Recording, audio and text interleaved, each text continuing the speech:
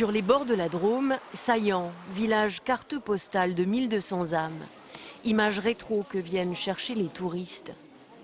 Mais en coulisses, une petite révolution politique est en marche.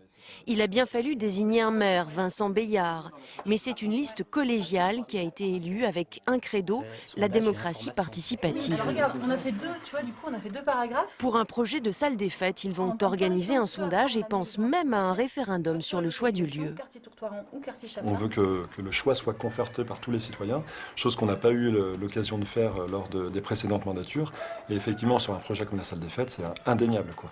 Après, c'est pas évident, on remarque, là on en a parlé juridiquement, faut voir, on doit bien se renseigner parce nous on a des envies de démocratie, mais on est sur des marchés publics et effectivement c'est pas si évident que ça de faire un référendum sur un choix final. Elles sentent très bon. Voici l'une des réalisations de la mairie, ces jardinières installées en avril. Une idée d'une partie des habitants qui en ont aussi la gestion, comme Mireille et Florence. On trouvait que c'était intéressant aussi de mettre des plantes, des consommables, des comestibles, pour que les gens puissent venir et se servir. Comme elle, un habitant sur 4 ici participe à des réunions, fait des propositions. Ensuite, les élus tranchent ensemble. Tout prend beaucoup plus de temps, mais ils l'assument. Pour nous, la démocratie prend plus de temps. La dictature, c'est rapide, hein. On est seul à décider.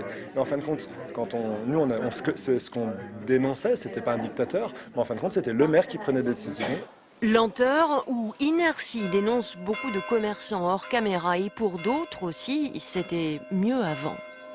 Nous les vieux, on n'aime pas trop ces trucs, c'est tout des babacools, c'est tout, on n'aime pas trop.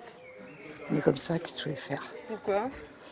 Ben je sais pas, c'est plus notre village d'avant. Mais qu'est-ce qui vous chiffonne? Parce que c'est des guignols, puis c'est tout. Cette ancienne opposante, elle, a pourtant fini par se laisser convaincre.